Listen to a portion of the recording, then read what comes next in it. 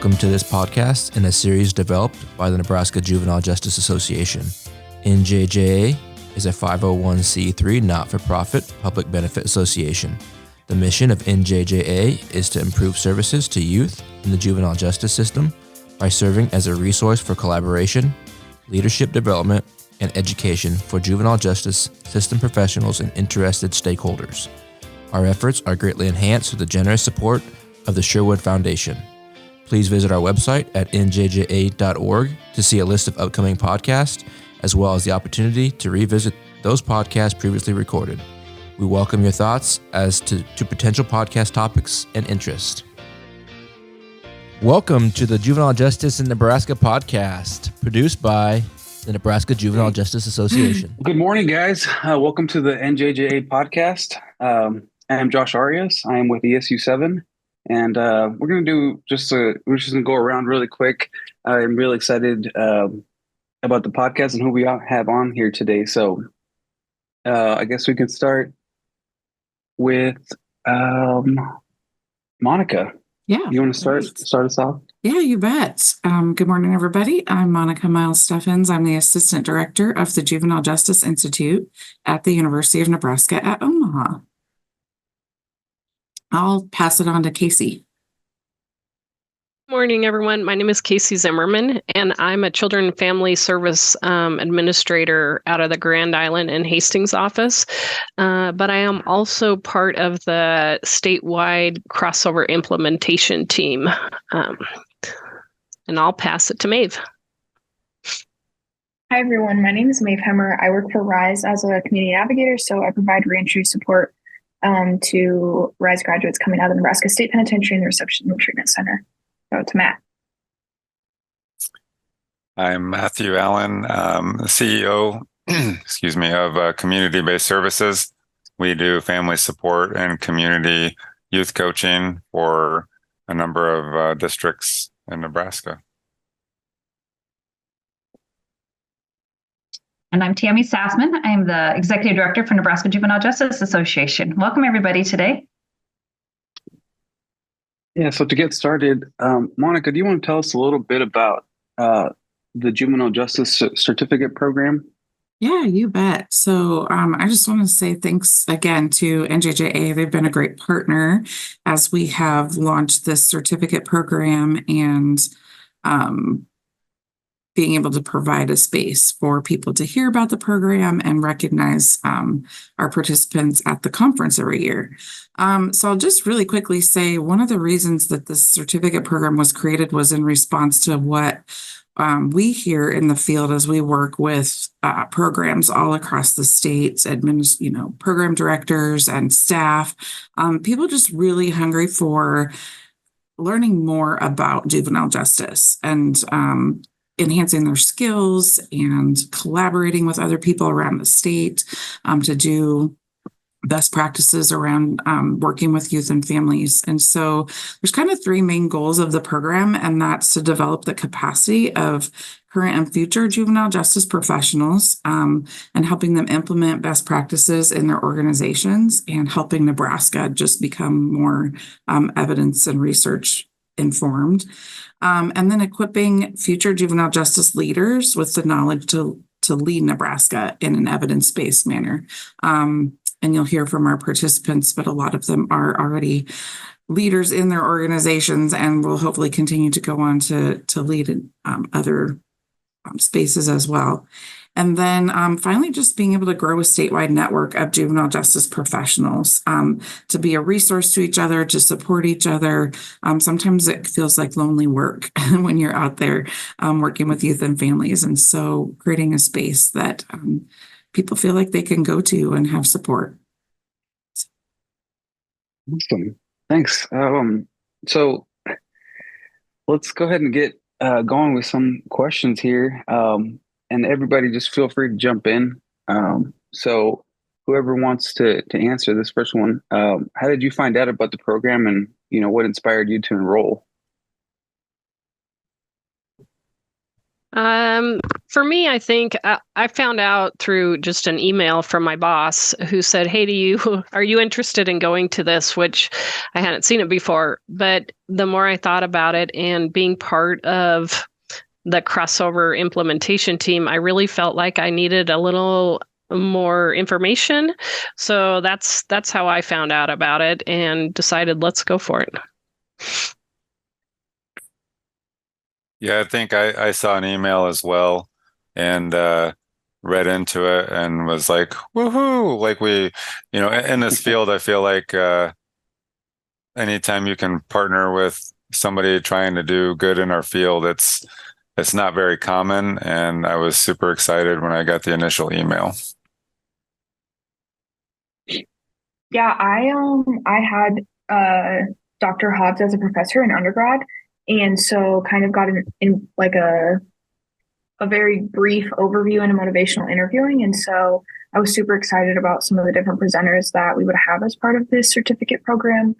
And then also, just like Matt said, anytime we get to meet other professionals in the field and network and figure out how we can partner to better support the people that we serve, that's super exciting as well. Nice. Is that Ann Hobbs, right? Yep, Ann Hobbs. Oh, she's a really neat lady. I just love her to death.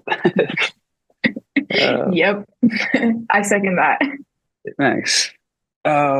So what were you guys' favorite sessions like from this like program?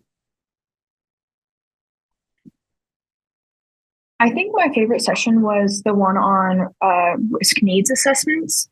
And the reason why it was my favorite was because it really was one of the sessions that showed us how we can treat children like adults, that ultimately risk and needs assessments were not developed with youth as kind of the main stakeholder.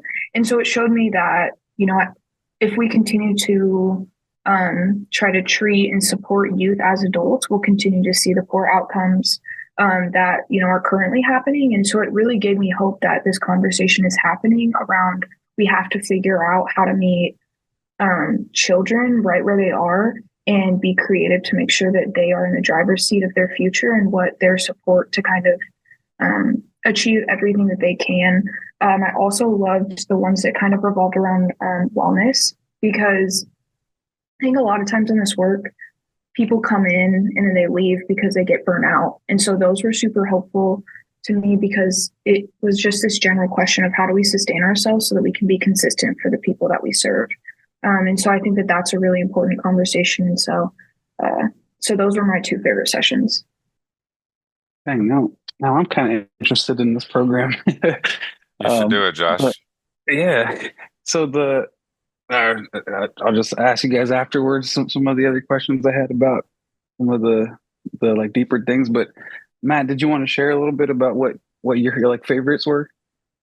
Yeah, it's hard to just narrow it down to one thing, really. I think for me, initially coming in, you learn about the history of Nebraska juvenile justice, and it's hard to really see the picture of where you're going until you know where you've come from. And so seeing the disparities and seeing all the things that, like the good, the bad, and the ugly of Nebraska juvenile justice, really opens your eyes to some of the things that these kids have been put through. And so learning that kind of right off the bat was great. But then I feel like going and visiting the Capitol and talking to the politicians, and that was very powerful too, because that's outside of my wheelhouse. And so I have never experienced that before. So that was very eye-opening to me.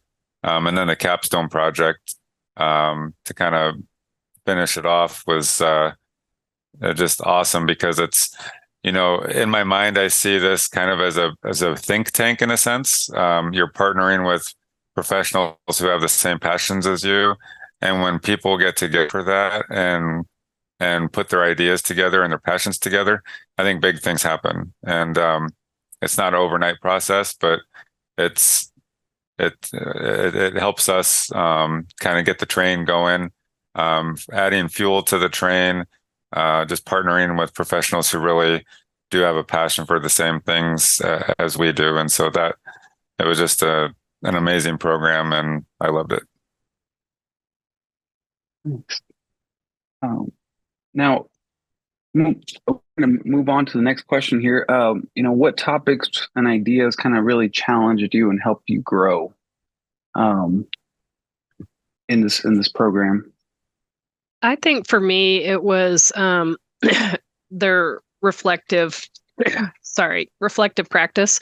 I had been trained in it. And so part of me was like, I've already taken this class, blah, blah, blah. And I just think the way it was presented, it grew on that. And there was just so much that I knew about reflective practice, but it kind of put a better perspective on it. Like, okay, where are we coming from? And, you can't change the past. So stop dwelling on it. And just some of those things have really challenged me to not only utilize reflective practice, but really see that bigger picture, that acknowledge my bias.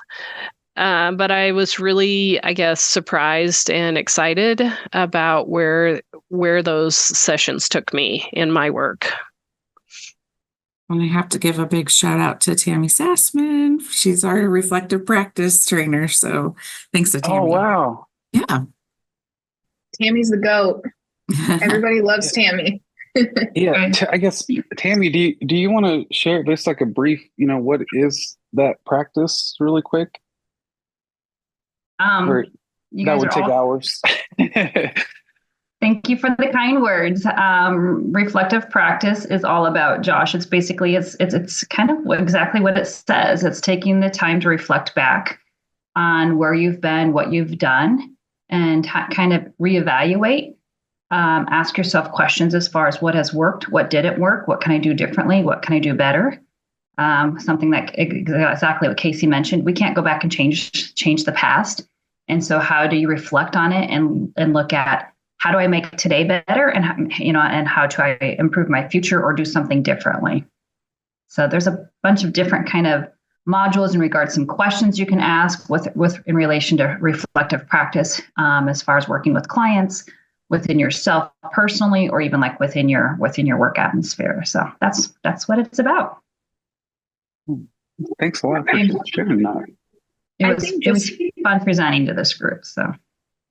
I think the other really cool thing was that this program called you higher. This program never called you out or called you down, but instead offered this really kind invitation to elevate the way that you work with other providers in the community, the way that you work with youth, but honestly, the way that you work with yourself first, right? And so I think that's why, the reflective practice and wellness information was so important, was because if we're not kind to ourselves, how do we model that for the people that we work with? And so that's what I really enjoyed, was coming to the sessions and being honest with my classmates of I had a horrible interaction with someone on my caseload. And then we talked through it, and it never felt like, oh, you are the worst case manager of the year. But it was okay, well, you had some really good pieces. How do we make those better? So it was never about your weaknesses, but it was always about how do we get better, but not even just individually, but collectively. And so that's, I think, really what my favorite part of the program was just this collective desire to be better together. And so I stayed connected to most of the people that I took the program with, and I would say we were a pretty close cohort. And so, yeah, I think that it's important for professionals to have space where they can come and they can take off their armor, because there is a lot of pressure to show up and be perfect because we're the experts or the professionals. But this environment was somewhere where you could take off your armor and say, this is what I'm struggling with. How do I get better at this? And then we had presenters that helped us work through that in their areas of expertise. Oh, I love that. I like that a lot. I think that goes into our next question here. What topics or ideas did you find that really kind of validated that you were on the right track in the work that you were doing?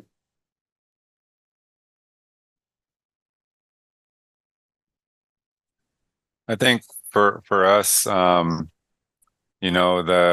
pilot project that we had when I went through the class was, it wasn't just one of us, but it was three of us that had worked on this gang intervention program called Phase 3.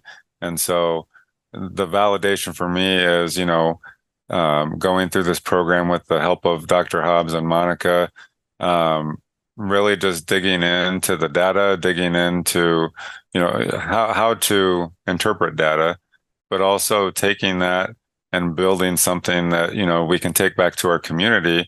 And so getting feedback from providers like HHS and probation, and they see what we're doing, and they're wanting to partner with us. And so we're still working on certain things because it's a process. It's not just a sprint, but this program has made it possible for us to really give it feet and really think outside the box, but also including community partners, families, everything like that. I feel like this certificate program is invaluable for where we're at right now at this point.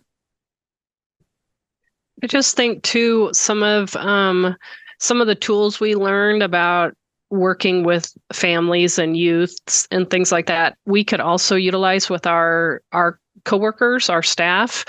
And I think that helped to kind of realize that we all have baggage and we all can engage each other better.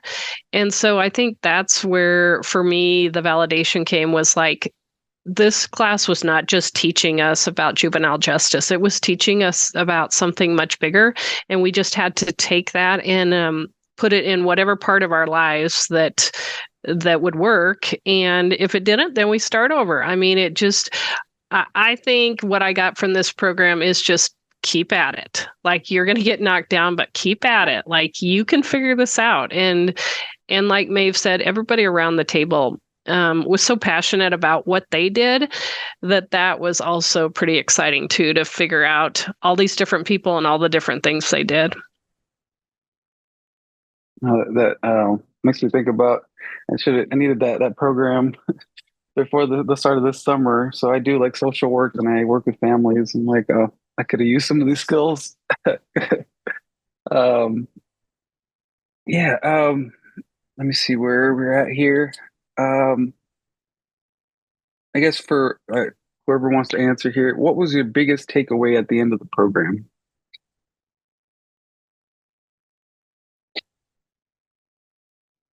I think for me, it was just like reflecting on the whole year doing the program.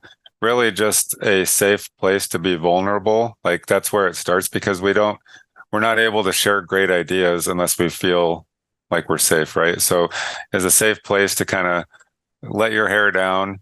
No pun intended on my end, but yeah. So just a safe place to process things, to come to the table with what we're seeing, the gaps in services that we're seeing, the needs of our community, and really just making a difference. Like, it's that whole question, like, what's your why, right? So what is it? If it's to see lives changed and you're called to this field, there was a presence about everybody that was involved, which was, we want to be better, we want to do better.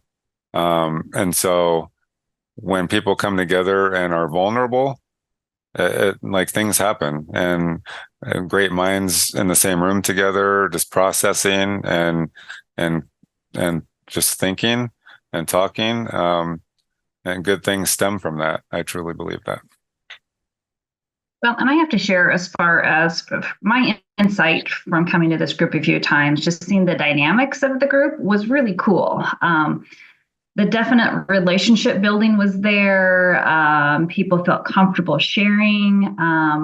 Monica did a phenomenal job in regards to welcoming feedback within a very warm environment. So the overall program, as far as like the environment itself, felt very welcoming, encouraging, and enhancing, like Maeve said, on the positives, and as an environment just for learning.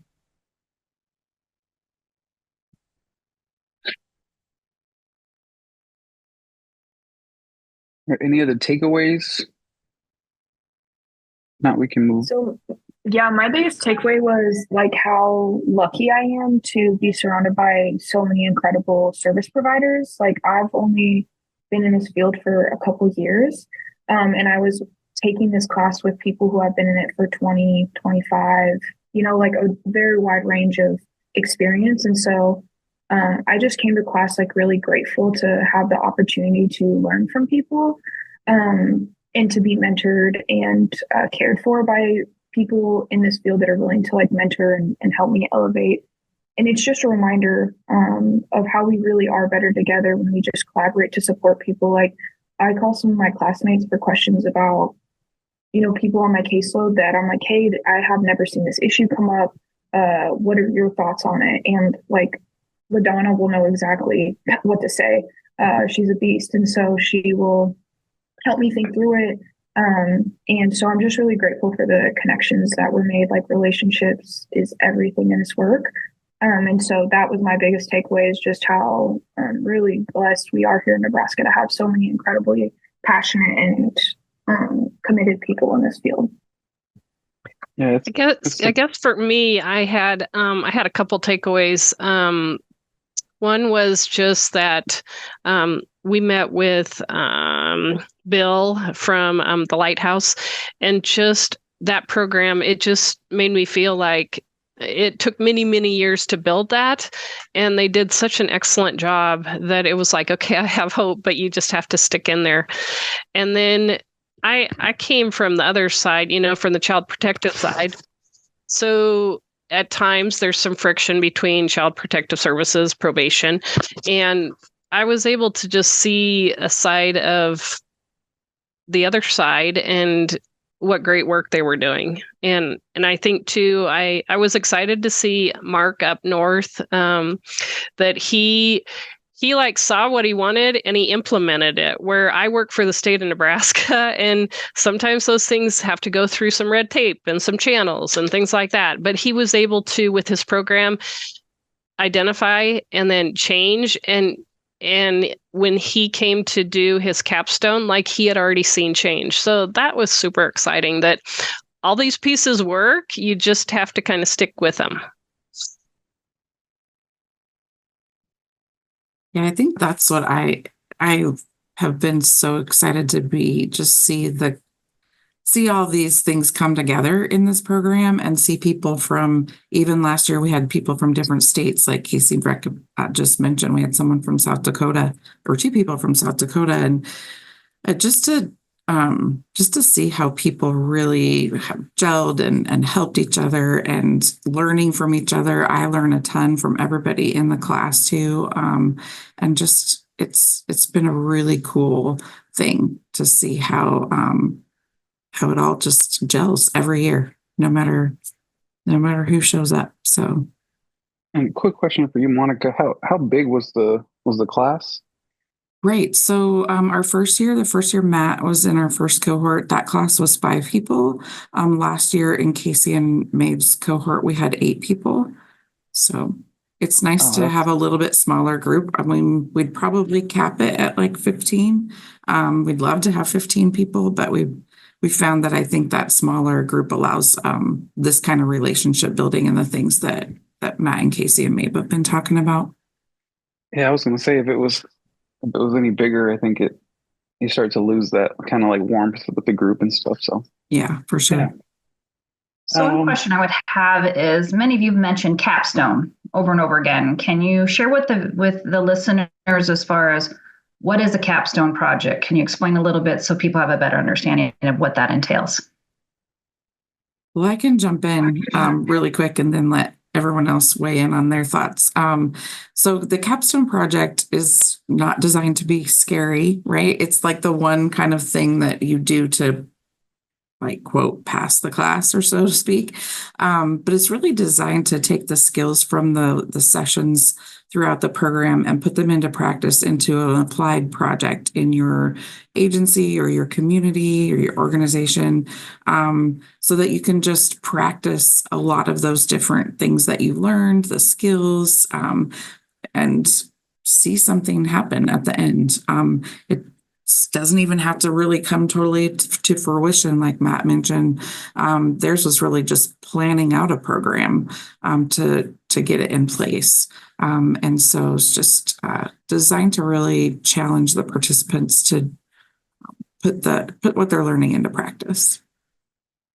Some people are kind of intimidated and scared by it, not going to lie, but we walk everybody through it and help each other. And I think everybody's been pretty happy in the end to see their projects come to fruition. So I'll hopefully that's what everyone else will say.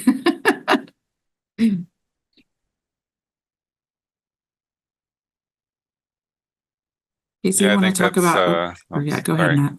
I was just gonna piggyback on that. I think that one of the things that's important that I realize, you get out of it what you put into it, and it's really important to pick a capstone project that you're passionate about. When you're passionate and you're really that particular project gets you fired up, it doesn't feel like work because you're doing what your calling is. And so I feel like for me, that was the case where, it's a place to learn, but also apply things. And it's the gang population for us was our thing. And so we're just blessed to have this opportunity and to really just continue to grind and make a change out here in our community. So. I think for myself, we worked with the Juvenile Detention Alternative Initiative out of our county, and they were just starting to build their program. And so through our capstone, we were able to bring in the voice of the youth in our community to try to lay that foundation on what do we need, how can we better help kids to stay out of the juvenile justice system, to stay out of the CPS world. And so I think as you partner with those guys, I think it's really great that once we did that, and now that I go to community meetings, the coordinator for the Juvenile Detention Alternative Initiative he's presenting our information, he's presenting our data, and people are like, oh, that's awesome. And as we are doing things, he's saying, okay, I think the kids need this, or behavioral health needs this from our survey. So to me, I'm just happy that we were able to help collect the information to help put better services in place in our community here in Hall County.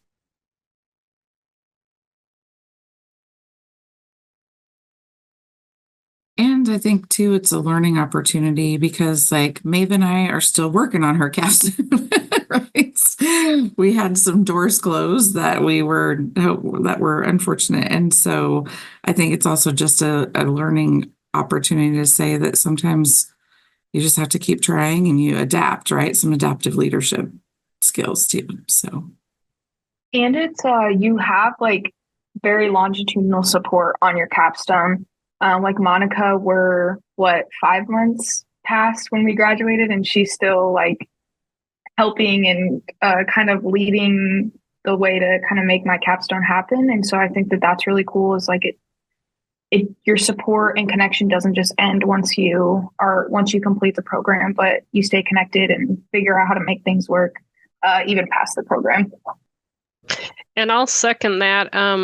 As we were doing our capstone, there were grad students, there was whatever help we needed. Monica and Dr. Hobbs were like, here it is. Or like you would send an email and they would respond immediately like, okay, let's try this. And the support we were given was it was excellent. I'd do this again just because of the support they provided. So, I mean, that's what we want to encourage with this class is the support you get is incredible.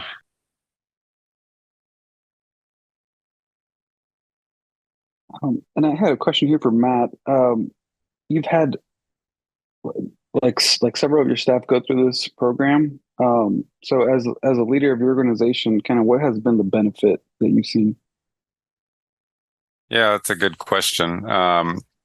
For me personally, and my staff that have gone through it, the capstone project is obviously something that they can bring back to our program and into our community, and we can continue to develop and have data on that. But I think the bigger overarching theme is, the whole, we're a small company, but when you're in this field, there's not a lot of advocates, I feel like, that are like this program was for our program. And so, all of our staff that's gone through it, we continue to utilize the training, whether it's motivational interviewing or reflective practicing.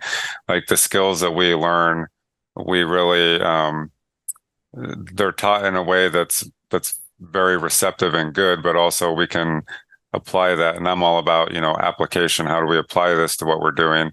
And so Monica's always been a great resource, even after we're done with the class, like, hey, this is kind of what we're going through. I've got some ideas on this. And so it doesn't end with the class being over, but it's really just the beginning.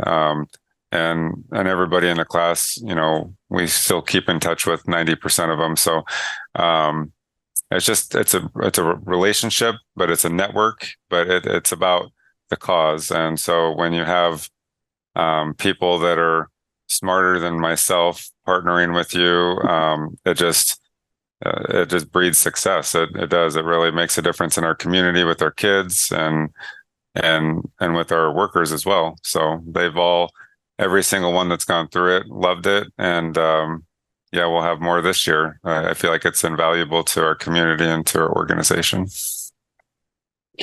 Well, I'm sold.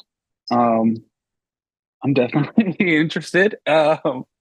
With that in mind, Monica, can you share a little bit about how to enroll? What are the deadlines for us? For me specifically? No, I'm just kidding. Yeah, no, definitely Josh, interested. we'd love to have you. Yes, absolutely. Great. So I think that's the one thing we want to continue to build and grow the program to meet the needs of the people in the field too. And one thing I just have to say for this upcoming year that I'm really excited about is we feel really passionately about that. Youth have to have a presence in this program and a voice in the program.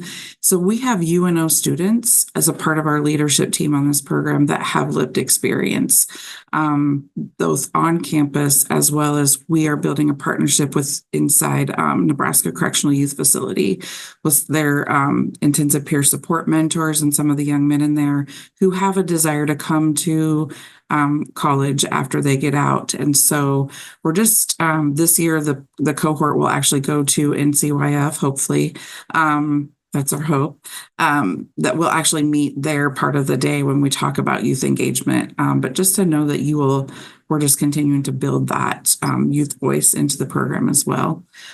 So to enroll, you can go to the UNO Juvenile Justice Institute website and click on the certificate tab, and you'll see everything you need to know about the dates that you have to block.